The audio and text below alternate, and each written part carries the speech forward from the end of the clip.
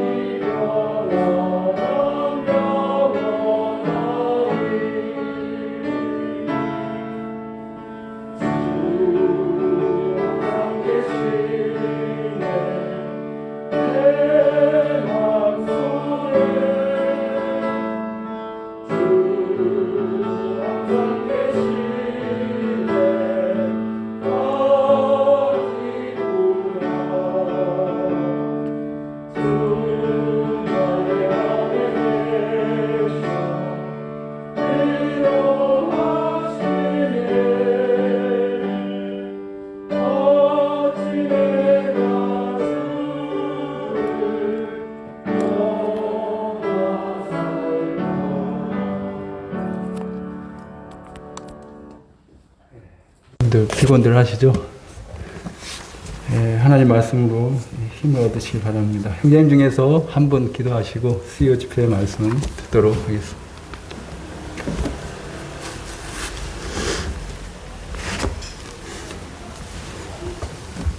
아버지 하나님 감사를 드립니다. 하늘과 땅에 모든 권세를 주시고 내가 세상 끝날까지 너희와 항상 함께 있겠다고 말씀하신 우리 주님을 생각하며 감사를 드립니다.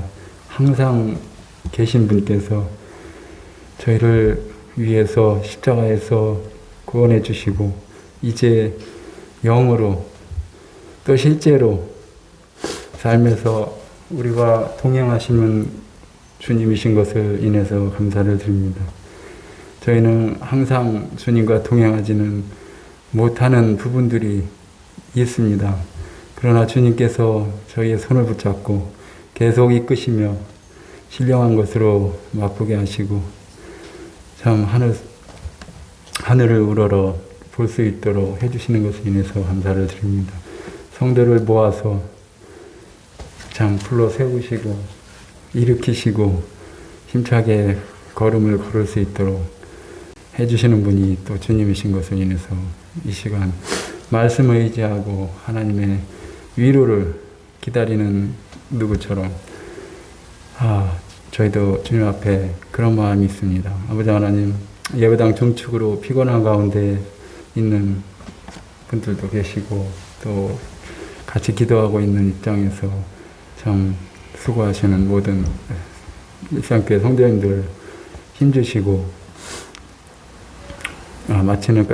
마칠 때까지 참 잘 어려움 없도록 해주시기를 원합니다. 오늘 말씀을 한 형제님을 통해서 들려주실 때에 참 아멘할 수 있도록 도와주시기를 원합니다.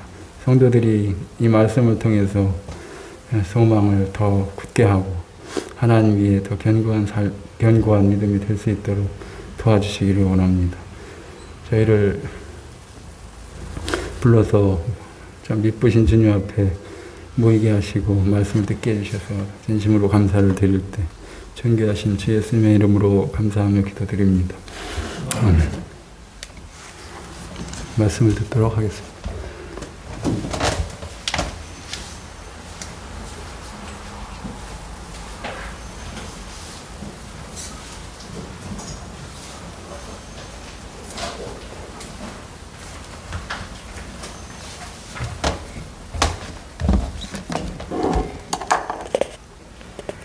안녕하십니까? 마태복음 24장 45절 한번 보겠습니다. 마태복음 24장 45절입니다.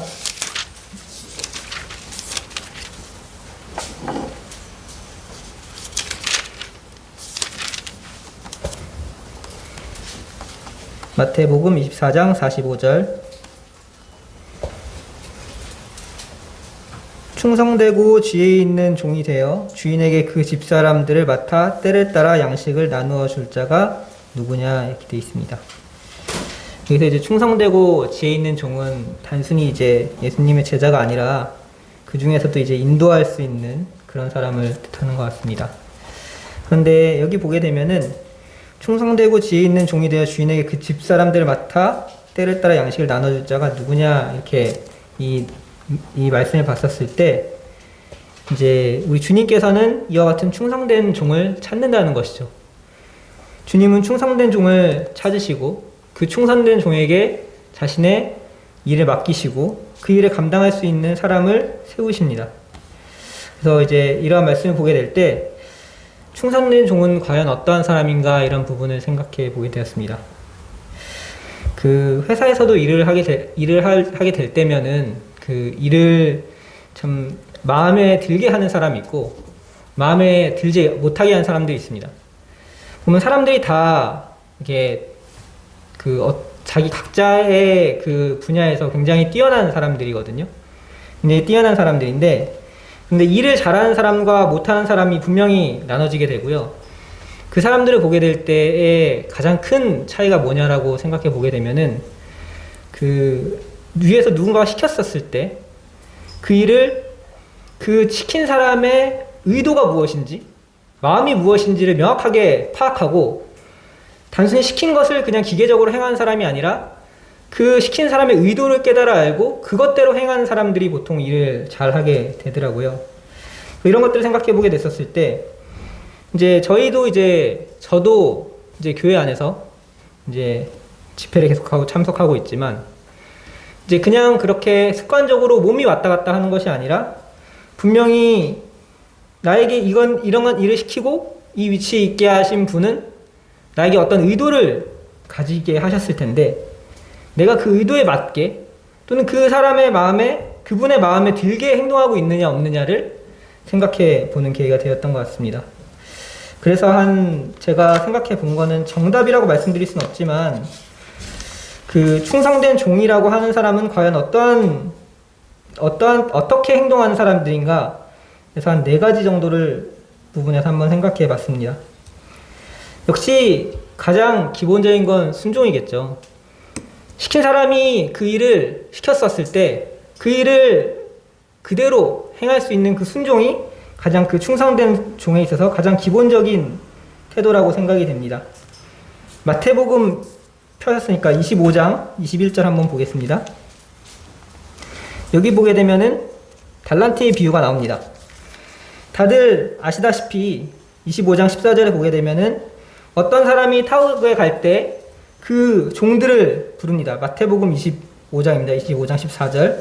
그래서 각각 재능이 있기 때문에 그 재능대로 어떤 사람에게는 5달란트, 어떤 사람에게는 2달란트, 다른 사람에게는 1달란트를 줍니다. 그리고 이것들을 그것을 이제 소유를 맡겼었을 때 이제 5달란트 가진 사람은 5달란트를 다시 남기게 되죠. 2달란트 가진 사람도 마찬가지로 2달란트를 남기게 됩니다. 그때 그들이 어떠한 칭찬을 받습니까? 아까 말씀드린 25장 21절. 그 주인이 이르되 잘하였도다 착하고 충성된 종아, 내가 적은 일에 충성하였음에 내가 많은 것을 내게 맡기리니 내 주인의 즐거움에 참여할지어다. 5달란트를 남긴 사람과 2달란트 남긴 사람은 그 주인의 의도를 잘 알고 있었습니다. 주인이 이 달란트를 맡기기를 원했고 단순히 그것을 맡아놓는 것뿐만이 아니라 그것을 통하여서 더 많은 이익을 주인에게 가져다 주는 것, 그것이 주인이 그들에게 원한 바였죠. 하지만 한 달란트에 맡긴 사람은 어떻게 했습니까? 이것을 그냥 땅에 묻어놨습니다. 말 그대로 시킨 대로만 한 것이죠. 그는 악하고 게으른 종이라는 이야기를 듣게 되었습니다. 우리는 모두 이와 같은 칭찬을 받고 싶지 않습니까? 잘하였도다 착하고 충성된 종아. 이 일을 우리에게 맡기신 분은 우리에게 어떠한 것을 바라고 계십니까? 순종이란 정말 어떠한 것입니까? 예레미야서 한번 볼까요? 예레미야서 1장입니다.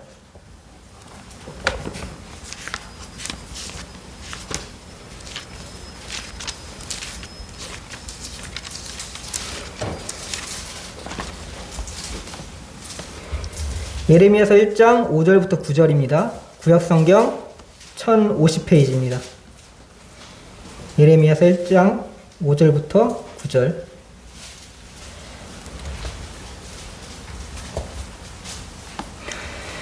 읽어드리겠습니다. 예레미야서 1장 5절. 내가 너를 모태에 짓기 전에 너를 알았고 내가 배에서 나오기 전에 너를 성별하였고 너를 여러 나라의 선지자로 세웠노라 하시기로 내가 이르되 슬프도다 주 여호와여 보소서 나는 아이라 말할 줄을 알지 못하나이다 하니 여호와께서 내게 이르시되 너는 아이라 말하지 말고 내가 너를 누구에게 보내든지 너는 가며 내가 내게 무엇을 명령하든지 너는 말할지니라. 8절. 너는 그들 때문에 두려워하지 말라. 내가 너와 함께하여 너를 구원하리라. 나 여호와의 말이니라 하시고 여호와께서 그의 손을 내밀어 내 입에 대심에 여호와께서 내게 이르시되 보라 내가 내 말을 내 입에 두었노라. 이렇게 되어 있습니다. 이 예레미야는 자신의 입이 둔한 사람이라고 생각했었습니다. 자신의 아이라고 얘기를 했죠. 그래서 그는 하나님의 말씀을 전하는 것에 대해서 두려움이 있었고 자신은 못할 것이라고 생각했습니다. 그런데 그를 시킨 분이 누구십니까? 하나님께서 그를 이미 옛날부터 그가 태에 있을 때 모태에 짓기 전부터 그를 선택하고 계획하셨다고 되어 있습니다. 또 하나님, 그의 주인이, 그는 종입니다. 그의 주인이 그에게 명령을 하였습니다. 뿐만 아니라 그의 주인인 하나님은 무엇을 하셨냐면 그에게 능력을 주시고 함께 하시겠다라고 말씀을 하였습니다. 그렇기 때문에 예레미야는 이제 그 뒤에 하나님의 말씀을 전하는 일에 순종하고 나섰던 것입니다. 하나님께서는 우리에게 할 수 없는 일을 맡기지 않으십니다. 그분께서는 우리를 향한 계획이 있으시고 그 계획을 실행하라고 말씀을 하시고 그 계획을 실행할 수 있는 능력을 주십니다.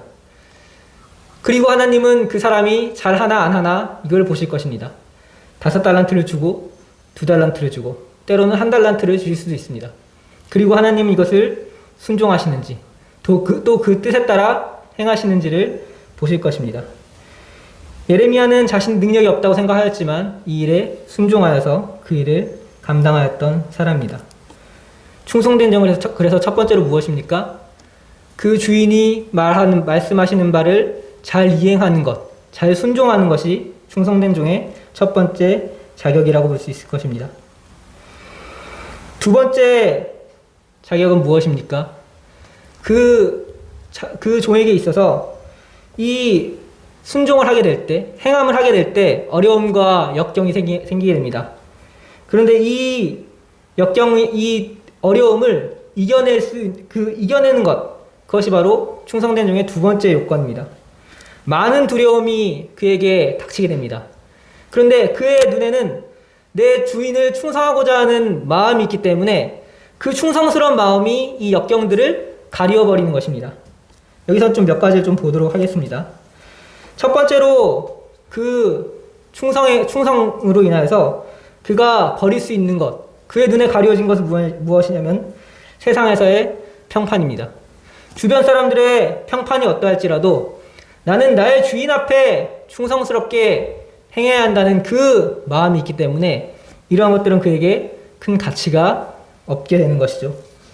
예레미야서를 폈기 때문에 예레미야서 20장을 한번 가보도록 하겠습니다.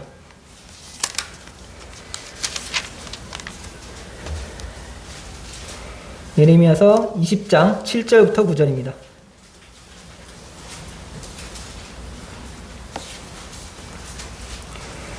예레미야서 20장 7절부터 9절, 구약성경 1082페이지.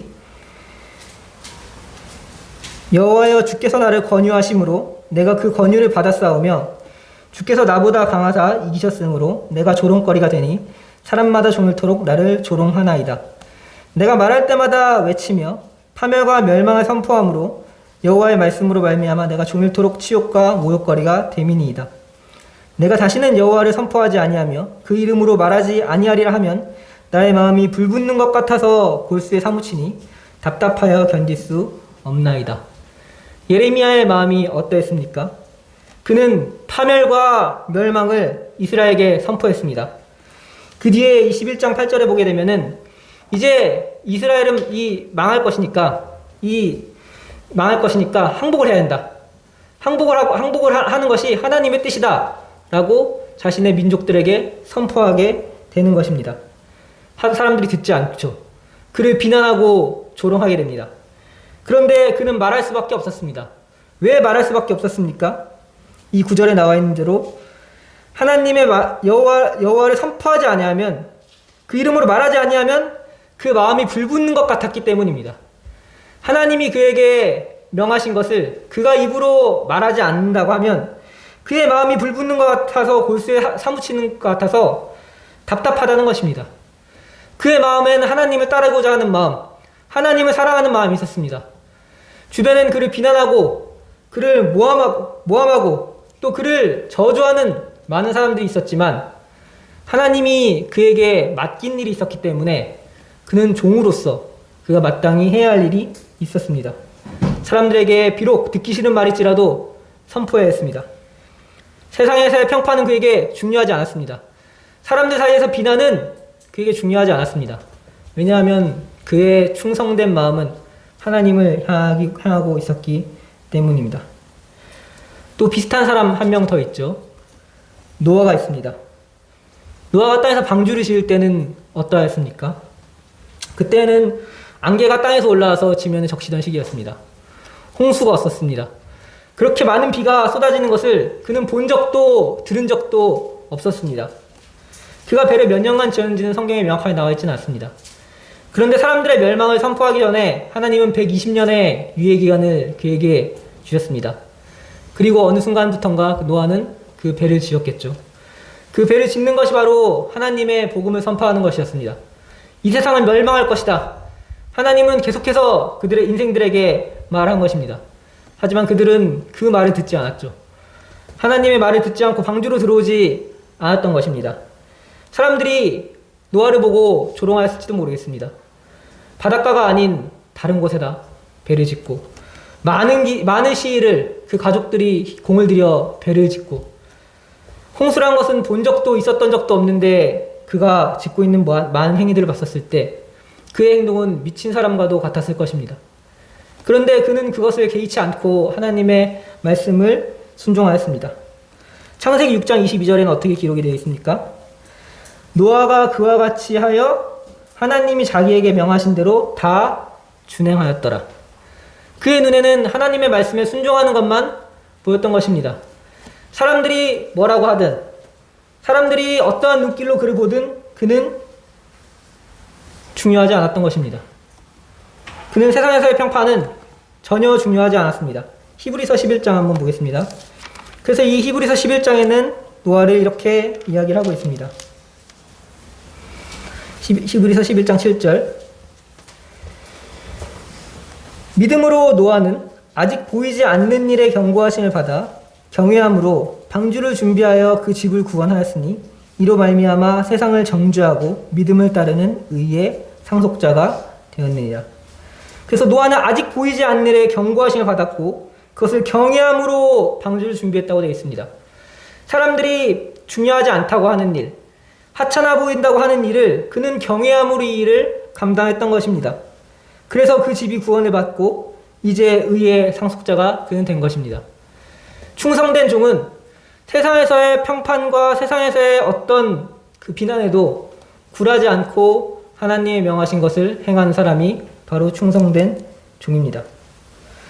순종하는 충성된 종에게는 그 순종하게 될 때 많은 두려움들이 안 보인다고 하였죠. 그 두 번째는 무엇입니까? 바로 편안한 삶에 대한 두려움을 포기한 사람들이 있었습니다. 많은 편안한 삶과 복된 부유한 삶이 예정되어 있는데 그것보다 하나님을 따르는 것이 더 가치 있다라고 생각한 사람들이 있다는 것입니다. 두 번째로 그러한 일을 행한 사람의 대표적인 사람은 잘 아시다시피 모세겠죠. 11장 24절입니다. 히브리서 피셨을 텐데 히브리서 11장 24절 보겠습니다. 4절 25절. 믿음으로 모세는 장성하여 바로 공주의 아들이라 칭함받기를 거절하고 도리어 하나님의 백성과 함께 고난받기를 잠시 죄악의 낙을 누리는 것보다 더 좋아하고 이렇게 되어 있습니다. 모세는 바로 공주의 아들이었기 때문에 그의 삶은 앞으로 평탄하게 이뤄질 일만 남았었습니다. 그런데 그는 이 일을 위해서 두 가지를 포기하였다고 여기 나와 있습니다. 첫 번째는 무엇입니까? 자신의 신분입니다. 그의 신분은 무엇이었습니까? 그가 그대로 있었다면 그는 바로 공주의 아들이라는 신분을 가지고 있었던 사람입니다.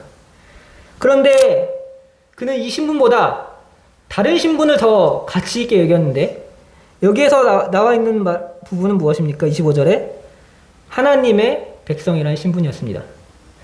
그가 바라보는 하나님의 백성들은 어떠한 삶을 살고 있었습니까?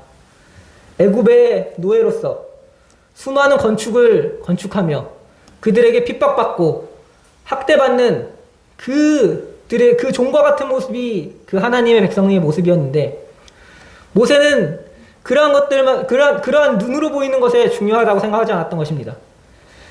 그를 길러온 그의 유모, 그의 친어머니가 그가 어렸을 때부터 그를 가르쳤는지 몰라도 그 히브리 백성의 위대함, 하나님으로부터 특별히 선택받은 민족, 그 하나님이 특별히 그들에게 베풀었던 그 은혜와 특권을 생각하게 될 때 그는 바로 공주의 아들이라는 직책보다는 비록 저 밑에서 노예와 같은 삶을 살고 있지만 여기 나와 있는 대로 하나님의 백성의 신분을 더 귀하게 여겼다는 것입니다. 그래서 그는 그 일을 박차고 나가게 되는 것입니다. 출애굽기 한번 보도록 하겠습니다. 출애굽기 2장 11절입니다.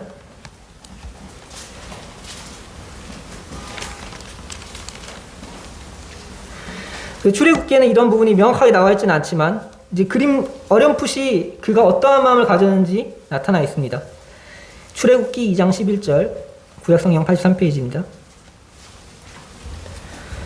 2장 11절 모세가 장성한 후에 한번 자기 형제들에게 나가서 그들이 고되게 노동하는 것을 보더니 어떤 애굽 사람이 한 히브리 사람 곧 자기 형제 치는 것을 본지라.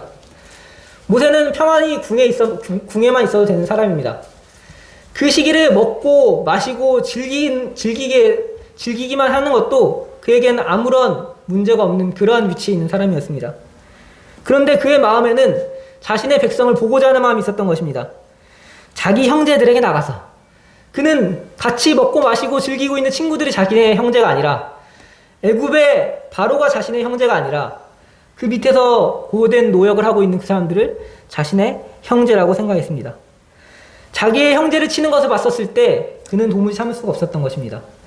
그는 바로 공주의 아들이라는 신분을 내던지고 나갈 만큼 그는 그 하나님의 백성이라는 신분에 대해서 더 고귀하다고 생각을 하고 있었던 것 같습니다.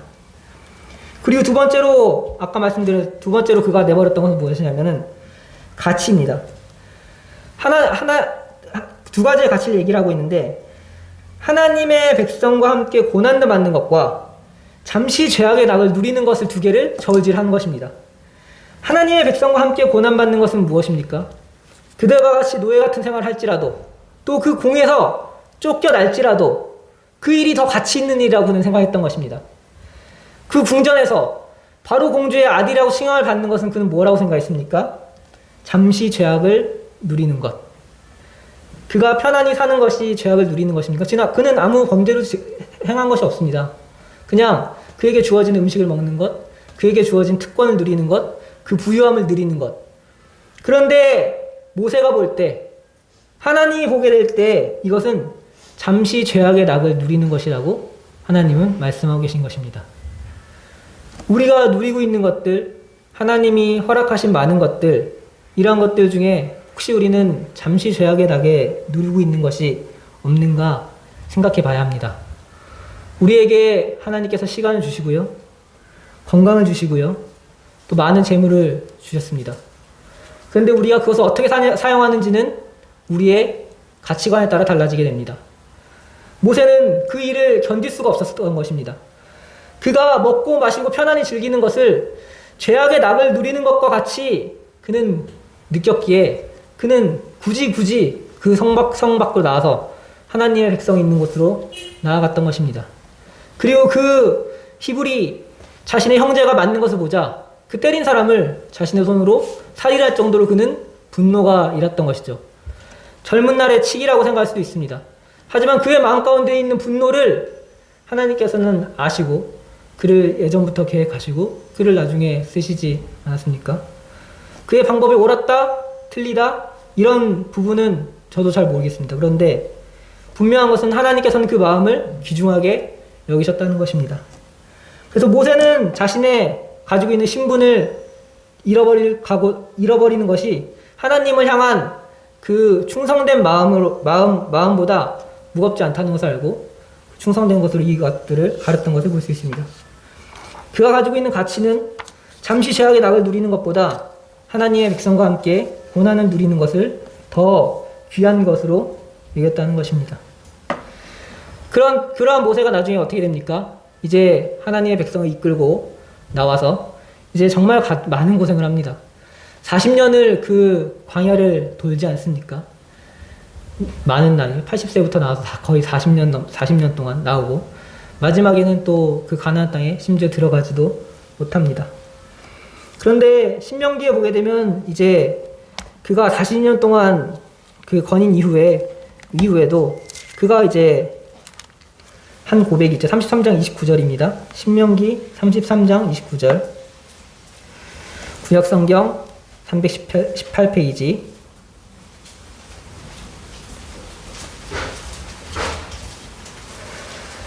신명기 33장 29절. 이스라엘이여 너는 행복한 사람이로다. 여호와의 구원을 너같이 얻은 백성이 누구냐? 그는 너를 돕는 방패시요 내 영광의 칼이시로다. 내 대적이 내게 복종하리니 내가 그들의 높은 곳에서 밟으리로다. 그는 그 백성들에게 많은 실망과 안 좋은 모습들을 봤음에도 불구하고 하나님과 함께하는 그 백성들이 얼마나 복된 삶인가, 또 그 백성들이 잃었던 그가 얼마나 큰 특권을 누린 자인가 그는 생각하였던 것 같습니다.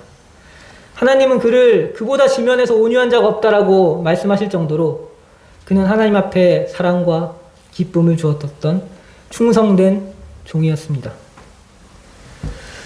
그리고 세 번째로 이 충성된 마음은 우리에게 어떤 것을 가리웁니까? 어떤 사람에게 있어서는 죽음까지 가리웠던 것을 볼 수 있습니다. 사도 베드로가 그랬습니다. 요한복음 20장에 보게 되면은 이제 예수님이 돌아가시고 난 이후에 부활하시기 전에 그들이 부활하셨을 때 그들이 두려워서 이제 모여 있는 것을 볼 수 있습니다. 요한복음 20장 19절입니다. 요한복음 20장 19절.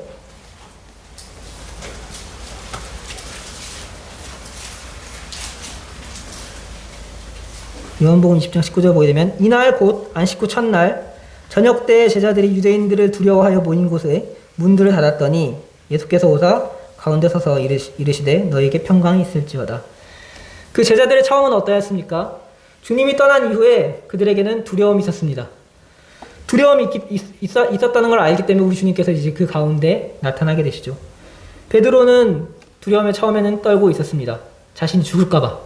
이제 예수님과 같이 그런 모습으로 자신의 생명을 잃을까봐 두려워했던 것입니다. 그런데 그 이후에 우리 주님이 그를 어떻게 회복을 하십니까? 21장에 보게 되면 우리 너무나 잘 아는 내용이 있죠. 네가 나를 사랑하느냐. 우리 주님께서는 그에게 3번 물으십니다. 우리가 15절 한번 볼까요? 21장 15절. 그들이 조반을 먹은 후에 예수께서 시몬 베드로에게 이르시되 요한의 아들 시몬아 내가 이 사람들보다 나를 더 사랑하느냐 하시니 이르되 주님 그러하나이다. 내가 주님을 사랑하는 줄 주님께서 아시나이다. 이르시되 내 어린 양을 먹이라 하시고 주님께서 먼저 그에게 사랑을 나타내시는 것입니다. 주님께서는 십자가에서 그들을 위해 모든 것을 내려놓으셨습니다. 그들을 사랑하는 마음을 십자가에서 보여주신 것입니다. 그들과 함께 다니면서 그들에게 얼마나 많은 것을 가르쳐 주셨으며 그들에게 얼마나 많은 사랑을 표현해 주셨습니까? 그들의 발을 씻기기도 하고 그들의 연약함을 보듬어 안으시기도 하고 그런데 특별히 베드로가 연약해 있을 때 또 그가 주님을 부인하였기 때문에 연약해져 있을 때 주님은 그 베드로를 잊지 않으셨습니다. 그에게 다가오신 것입니다. 주님이 베드로에게 네가 나를 사랑하냐고 물으셨지만 실상은 주님이 그를 사랑하신 것입니다. 특별히 그를 위하여 그를 사랑하기 때문에 그에게 다가와서 네가 나를 사랑하느냐 3번 물으십니다. 베드로는 그제서야 회복이 됩니다. 그는 죽음 때문에 두려움에 떨었지만 주님이 그를 사랑하시는 줄 알고 그 또한 주님을 사랑한다고 고백한 그 이후에 그는 더 이상 죽음이 두렵지 않았습니다. 그 뒤에 어떻게 됩니까? 베드로는 이제 오순절에 그가 몸소 나서서 우리 주님에 대해서 증거하고 설교를 하기 시작합니다. 많은 가르침을 하게 되죠. 그를 붙잡아 갈지라도 그는 두려워하지 않았습니다. 사도행전 4장 볼까요? 뒤에 이제 계속 이어지는 내용이죠. 이렇게 해가지고 사도행전 4장 17절 17절부터 20절 읽어드리겠습니다. 사도행전 4장 17절 이것이 민간에 더 퍼지지 못하게 그들을 위협하여 이후에는 이 이름으로 아무에게도 말하지 말게 하자 하고 그들을 불러 경고하여 도무지 예수의 이름으로 말하지도 말고 가르치지도 말라 하니 베드로와 요한이 대답하여 이르되 하나님 앞에서 너희의 말을 듣는 것이 하나님의 말씀을 듣는 것보다 옳은가 판단하라. 우리는 보고 들은 것을 말하지 아니할 수 없다 하니 이렇게 되어 있습니다. 어떻게 바뀌었습니까? 베드로와 요한이 그들을 위협하던 사람은 바뀌지 않았습니다. 예수님을 십자가에 못 박혀 죽게 한 사람들 그리고 그들을 잡아서 죽일 수 있는 사람들 심지어 그들은 이 베드로를 직접 눈앞에 두고 겁박을 하고 있습니다. 더 이상 예수 그리스도의 복음을 전파하지 말라 겁박을 하고 있습니다. 그들을 죽일 수도 있는 능력이 있다는 것을 베드로는 알고 있었지만 그의 대답은 어떻게 바뀌었습니까?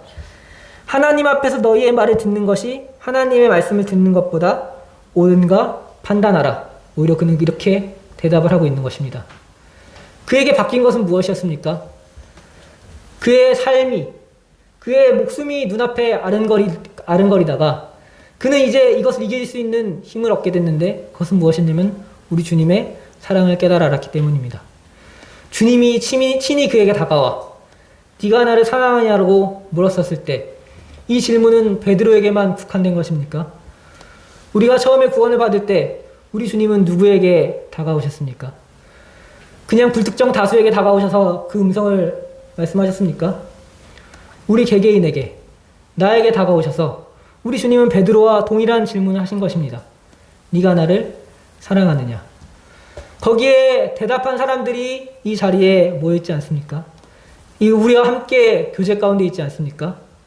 그리고 그 증거로 우리는 주일날 함께 떡을 떼고 그 잔을 나누게 될 때 우리는 주님께서 사랑하신 자라는 것을 우리가 몸소 기억하고 그분의 사랑을 기억하는 것이 우리의 예배 아닙니까? 베드로는 그와 같은 사랑의 고백을 들었을 때, 그와 같은 사랑의 고백을 자기 입으로 이야기를 하였을 때 베드로는 죽음에 대한 두려움을 잊어버릴 수 있었습니다. 충성된 종은 이와처럼 자신에게 주어진 일을 완수하게 될 때 많은 어려움과 난관이 있습니다. 그런데 이런 것들을 눈에서 가리게 되는 것입니다. 어떤 사람은 세상에서의 평판을 두려워할 수 있습니다. 그런데 그것을 이겨낸 선진들이 있습니다. 어떤 사람은 내가 살고 있는 이 평안한 삶, 그 재물, 이런 것들이 어려운 벽이 될 수 있습니다. 모세는 그런 것들을 내려놨습니다. 우리에게 그런 일은 있을 일은 적지만 베드로는 자신의 생명도 이 충성된 삶을 사는 것에 있어서 충분히 감당할 수 있었던 것입니다. 나중에 그가 감옥에 갇혔었을 때 야고보는 순교를 당하고 그가 감옥에 갇혔을 때에도 그는 죽음을 두려워하지 않았습니다. 천사가 옆구리 이렇게 찔러야지만 깨어날 정도로 깊이 잠이 들어 있었던 것이 바로 베드로의 모습이었던 것을 볼 수 있습니다. 그래서 충성된 종이란 순종을 하는 사람, 그리고 그 순종 앞에 가로막고 있는 것을 능히 이겨낼 수 있는 사람이 충성된 종이라는 것을 생각해 봤습니다. 세 번째로 충성된 종에 대해 생각해 보게 될 때 제가 생각한 것은 그 주인이 어떤 것을 필요로 하는가 그것을 아는 사람이 바로 충성된 사람이라고 생각이 되었습니다. 말씀 가운데 제가 참 좋아하는 그 사람들이라서 여러 번 언급을 드렸었는데 사무엘하 23장에 보게 되면은 다윗의 세 용사가 나옵니다. 다윗이 거의 혼잣말처럼 얘기를 하게 되죠. 베들레헴 성문 곁에 있는 우물물을 누가 내게 마시게 할까? 이렇게 이야기를 하게 됩니다. 그 세 용사가 어떻게 했습니까? 자신의 목숨을 걸고 나아가 싸워서 그 베들레헴 성문 곁에 우물에 있는 물을 길어오는 것입니다. 그 물이 뭐라고요? 그 시내가 옆에 있는 냇가의 물과 다른 것입니까? 아니면 그냥 마시기 그들이 가지고 있는 물과 특별히 다를 것도 없는 동일한 화학성분으로 하면 H2O 그냥 똑같은 물이죠. 그런데 다윗은 그 시절 그가 있었던 시절을 회상을 하면서 그곳 그 장소에 대한 그 갈망을 얘기를 하였었을 때 그 다윗의 세 용사는 그 주인의 마음을 알기 때문에 그 주인이 얼마나 그것을 갈급한지 알기 때문에 자신의 목숨을 걸고 나아가서 그 물을 떠오게 되는 것입니다. 다윗이 놀라게 되죠. 그들이 이 물 때문에 목숨을 걸었다는 사실을 알게 되고 놀라게 됩니다. 감동을 하게 되는 것입니다. 그 주인이 필요로 하게 될 때 그 모든 것을 내던질 수 있는 사람, 그것이 바로 충성된 종 아니겠습니까? 문득 이 세 용사들을 볼 때 그런 생각을 하게 됩니다. 무언가 주님이 필요로 하시는 게 있는데 나의 주인이 뭔가 필요로 하고 있는 것이 있는데 그것을 내가 먼저 알고 깨달아서 그것을 행할 수 있다라고 하면은 그건 얼마나 주님 앞에 기쁜 일이 되실까? 누군가 시키는 일에만 너무 매몰되어 있는 것은 아닌가? 그것만 한다면 과연 나는 내 삶을 바람직하게 충성된 삶을 살고 있다라고 얘기할 수 있을 것인가? 라고 했었을 때 제가 회사에서 무언가 시켜보게 되면은 굳이 시키지 않아도 제 마음에 있는 거를 알아서 이렇게 먼저 하는 사람들, 그런 사람들 밑에 있는 후배들을 보게 될 때 그 사람들이 더 이렇게 귀하게 여겨지고 더 이렇게 칭찬해주고 싶어지고 그러더라고요. 그거는 하나님과 저희 입장에서도 마찬가지라는 생각이 들었습니다. 무언가 말하지 않아도 먼저 그 필요를 채워줄 수 있는 사람이 된다라고 하면은 그 사람이 바로 충성된 사람일 텐데 이런 생각을 하게 됩니다. 그런 면에서 다윗은 물론 세 용사의 것도 있었지만 다윗은 하나님의 필요를 완전하게 알았었던 사람이죠. 하나님은 그가 성전을 세우고자 했었을 때 그에게 아무런 말도 하지 않았었습니다. 그런데 그는 하나님이 무슨 어떤 말을 꺼내기도 전에 그가 먼저 하나님 앞에 성전을 건축해야 된다라고 하나님 앞에 먼저 고백을 했었던 다윗을 보게 되면은 하나님이 그를 얼마나 아끼고 사랑스럽게 생각했었겠습니까? 역대상 한번 17장 볼까요? 역대상 17장입니다.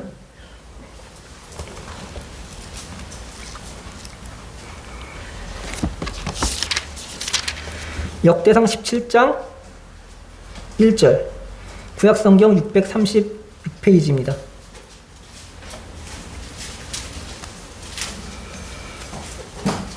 역대상 17장 1절 다윗이 그의 궁전에 거주할 때 다윗이 선지자 나단에게 이르되 나는 백향목 궁에 거주하거늘 여호와의 언약궤는 휘장 아래 있도다. 그가 얼마나 하나님에 대해서 계속 생각하고 고민하면 이런 말이 나오겠습니까? 그가 궁전에 거주하는데 어느 날 문득 생각이 든 것입니다. 아, 나는 이렇게 화려한 궁 아래 있는데 우리 주님의 언약궤는 휘장 가운데 저렇게 예전에 성막이 있었던 그런 휘장 가운데 이렇게 있구나. 그 마음이 안타까운 것입니다. 그 마음이 도무지 참을 수가 없어서 이제 그 성전을 건축하고자 하는 마음을 내비쳤었을 때 나단이 뭐라고 합니까? 그렇게 하십시오. 이렇게 합니다. 그런데 하나님의 뜻은 달랐었죠. 네가 피를 많이 흘린 자이기 때문에 네 손으로 성전을 건축하지 못한다라고 얘기를 합니다. 그러니까 다윗의 한 말은 무엇입니까? 그러면 내가 성전 건축을 하지 않지만 이것을 위한 모든 재료를 내가 다 준비하겠다고 다윗이 얘기를 하지 않습니까? 어떻습니까? 내가 주인이라고 하면은 이러한 종을 보게 될 때 나는 나는 생각하지 않고 있었었는데 내 종이 먼저 와서 내 필요를 물어보고 또 그것이 나의 뜻과 맞지 않는다는 걸 알았었을 때 거기서 절충하고 얼마나 합당한 종의 모습입니까? 다윗은 그 마음을 알았습니다. 그래서 우리 하나님은 이제 다윗에게 약속을 하게 되죠. 무엇을 약속을 합니까? 그의 왕위가 영원히 경고하리라는 약속을 뒤에 이제 14절에 보게 되면 이야기를 하게 됩니다.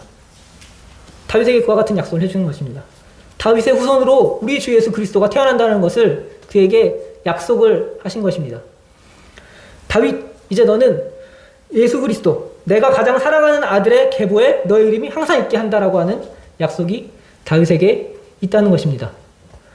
주인의 필요를 아는 종, 주인이 무엇을 필요로 하는지 아는 종을 그 주인은 사랑하지 않을 수가 없겠죠. 주인의 마음을 아는 종, 이것이 바로 다윗이었습니다. 그래서 하나님은 다윗을 뭐라고 합니까? 내 마음에 합한 자, 이렇게 얘기하시는 것입니다. 하나님이 먼저 말씀하시기 전에 그분의 필요와 그분이 원하시는 바를 먼저 얘기할 수 있는 사람, 무엇보다 충성된 종. 우리는 그렇다고 하면 여기서 이 교회 안에서, 일성교회 안에서 나라는 존재가 이렇게 있을 때 나를 통해서 하나님이 필요로 하는 것은 무엇인지를 한번 생각해 보면 그 일을 먼저 행할 수 있다라고 하면은 나는 하나님 앞에 충성된 모습을 보일 수 있지 않을까 생각해 보게 됩니다. 마지막으로 말씀드리고 싶은 부분은 이제 다윗은 주님의 필요를 알고 그 필요를 먼저 말씀을 한 사람이지만 이제 그 주인의 마음을 읽을 수 있는 사람 또한 충성된 종이라고 생각이 됩니다. 가장 대표적인 사람 중에 제가 생각나는 사람은 아브라함의 종이었습니다. 창세기 24장으로 한번 가보겠습니다. 창세기 24장 4절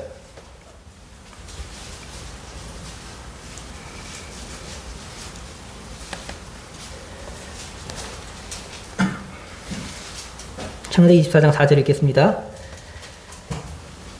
내 고향 내 족속에게 와서 내 아들 이삭을 위하여 아내를 택하라. 이건 무슨 일입니까? 아브라함이 이삭을 위해서 늙은 종에게 부탁한 내용입니다. 내 고향 내 족속에 가서 내 아들 이삭을 위하여 아내를 택하라 이렇게 명하게 됩니다. 그랬을 때 이 종이 이 일을 어떻게 행하게 됩니까? 12절에 보게 되면은 그가 이르되 우리 주인 아브라함의 하나님 여호와여 원하건대 오늘 나에게 순조롭게 만나게 하사 내 주인 아브라함에게 은혜를 베푸시옵소서 이렇게 되어 있습니다. 자, 이 종은 이 맡겨진 일을 어떻게 행하고 있습니까? 너무나도 간절하게 하나님 앞에 기도하고 있지 않습니까? 이 일이 반드시 이루어지도록 순조롭게 만나게 해달라고 하나님 앞에 간구를 하는 것입니다. 우리가 보통 일을 하게 되면, 누군가에게 부탁받은 일을 하게 되면은 내 일이 아니니까 그 일을 대충 할 때가 많은 것입니다. 그런데 아브라함은 자신의 종을 너무나도 잘 알고 있었습니다. 이 종은 충성된 종이었습니다. 자신의 마음을 완전히 알고 있는 그러한 종이었습니다. 그렇기 때문에 자신의 아들의 신부를 구하는 아주 중요한 일을 이 종에게 믿고 맡기게 할 수 있었던 것입니다. 왜 그러냐면 이 종은 주인을 너무나 사랑하고 주인의 마음을 완전히 잘 알고 있었기 때문입니다. 자기 일보다 더 중하게 이 일을 기도를 하고 있습니다. 14절에 보게 되면은 한 소녀에게 이르기를 청하건대 너는 물동이를 기울여 나로 마시게 하라. 그의 대답이 마시라. 내가 당신의 낙타에게도 마시게 하리라 하면 그는 주께서 주의 종 이삭을 위하여 정하신 자라. 이로 말미암아 주께서 내 주인에게 은혜 베푸심을 내가 알겠나이다. 굉장히 구체적으로 기도를 하고 있습니다. 그가 기도를 하는데 어떤 사람을 만나기를 원하냐면은 자신뿐만이 아니라 자신의 낙타에게도 물을 마시게 하는 사람, 그 사람을 이제 하나님께서 인도하신 자로 알겠다라고 얘기를 하시는 것입니다. 그가 이와 같은 기준을 가지고 기도하는 이유는 무엇입니까? 그 아브라함이 어떠한 사람을 그 자신의 아들의 신부로 맞이하게 해야 하는지를 아는 사람이기 때문입니다. 소녀의 인품, 어떤 외모나 그의 재력이나 이런 것들 보는 것이 아니라 내가 주인이라고 하면은 주인께서 원하는 아들의 짝은 그 인품을 볼 것이다. 그를 평소에 그 아브라함을 너무나 잘 알기 때문에 그와 같은 인품을 가진 여성, 이와 같은 행동을 할 수 있는 여성, 그를 위해서 나는 하나님 앞에 간절히 기도하고 그것을 구하겠다. 구합니다. 그리고 구하는 대로 하나님이 그 길을 인도하십니다. 이제 이제 리브가를 데려가고자 할 때, 이제 그 리브가의 집에서는 그 리브가 그 종하고 하룻밤 더 머물라고 얘기하죠. 하지만 그의 마음은 어땠습니까? 다급합니다. 다급하기 때문에 이제 그 리브가를 설득해서 바로 데리고 온 이 모습까지도 그는 그 주인이 어떠한 마음을 가지고 그에게 이 일을 시켰는지를 아는 종이었던 것입니다. 그리고 또 다른 사람 한 명을 보겠습니다. 바로 무비보셋입니다. 우리 무비보셋에 대한 이야기는 너무나 잘 알고 있죠. 이 무비보셋이 이제 왕의 상에서 같이 밥을 먹었지만 이제 그 다윗이 쫓겨나게 됐었을 때 시바가 이제 그에게 말을 안장을 앉혀주지 못했기 때문에 시바는 따라갔지만 그 무비보셋은 따라가지 못했습니다. 그 무비보셋은 그동안 어떻게 하고 있었습니까? 사무엘하 19장 24절입니다. 이 부분 보면 사무엘하 19장 24절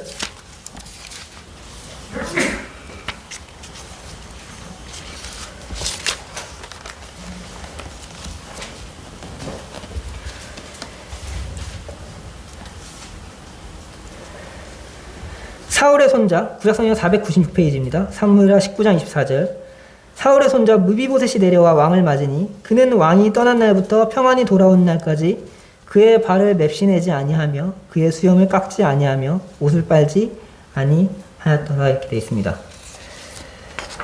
이게 그의 마음이었습니다. 그 왕이 그 아들에게 쫓겨나 압살롬에게 쫓겨나 있는 동안에 그의 마음은 마치 자기가 축출된 것처럼 자신이 버림받은 것처럼 발에 맵시도 내지 아니하고 수염도 깎지 아니하였던 것입니다. 발에 맵시, 그는 절른 발이었기 때문에 그의 가장 부족한 부분을 사람들이 주목할 수밖에 없겠죠.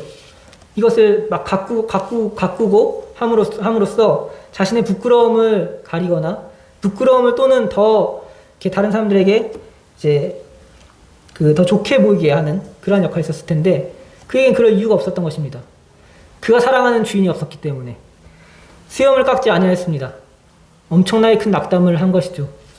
그는 다윗의 마음을 다윗의 그 쫓겨남을 어떻게 보면 다윗보다 더 큰 슬픔을 가지고 있었던 사람이었던 것입니다. 다윗은 이 무비보셋을 아꼈다라고 이야기를 하고 있죠. 왜 아꼈습니까?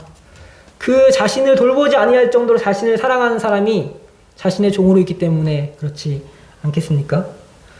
단순히 순종하고 그 다음에 그 일을 행하는 것도 중요하지만 내 주인이 어떠한 마음을 가지고 있는가, 그 주인을 어떠한 마음으로 바라보고 있는가가 충성된 종에 필요한 요건이 아니겠습니까? 그래서 저는 제가 생각한 4가지를 말씀을 드렸습니다. 충성된 종은 순종이 필요합니다. 우리가 순종을 하고 있는지, 전 순종하고 있는지 생각해 봐야 할 것입니다. 그런데 그 순종을 하게 될 때 우리에게 있는 두려움과 막힌 담들이 우리를 그것을 못하게 할 수 있습니다. 그런데 나의 충성된 마음이 그것보다 더 뛰어나다고 한다면 그 일들을 충분히 능히 이겨낼 수 있겠죠. 그리고 어떤 사람들은 그 주인의 필요를 누구보다도 잘 감지하고 그 일을 하게 됩니다. 시키는 일이 아니할지라도 먼저 나서서 그 일을 하고 먼저 움직이고, 그때 그랬었을 때 그 주인의 마음을 생각해 보시기 바랍니다. 그리고 주인이 지금 어떠한 마음으로 있는가, 저 영혼을 안타까운 마음으로 바라고 있는가, 또는 저 영혼에 대해서 어떠한 마음을, 사랑하는 마음을 어떻게 품고 있는가, 이러한 부분들이 같이 교감이 되게 될 때 그 사람은 정말 주인의 마음을 아는 충성된 종이겠죠. 그 사람에게는 어떤 것들을 맡겨도 믿음직스럽게 이 일들을 행할 수 있을 것입니다. 우리 주님은 충성에 대해서 참 여러 가지를 말씀하셨습니다. 모세는 내 온 집에 충성된 종이라고 이야기를 하였습니다. 그리고 모세뿐만이 아닙니다. 히브리서 3장에 보게 되면은 우리 주님 또한 하나님 집 맡은 아들로서 충성되게 행하셨다라고 이야기를 하고 있습니다. 그리고 고린도전서 4장 2절에는 어떻게 얘기를 하고 있습니까? 그리고 맡은 자들에게 구할 것은 충성이니라. 주님께서는 충성된 종을 찾으신다고 서두에 말씀드렸죠. 그 일을 맡아서 할 충성된 종을 우리 주님께서는 찾으십니다. 그리고 우리에게 일을 맡기고 그 맡은 자들에게 구할 것은 충성이라고 말씀을 하고 계십니다. 우리는 어떻게 지금 다 주어진 일들을 어떻게 감당하고 계십니까? 단순히 주어진 일을 마지못해 하고 있는가? 아니면 그 일을 특정한 어떤 어려움 때문에 하지 못하고 있는가? 한번 돌아보고 시간이 되면 좋을 것 같습니다. 네.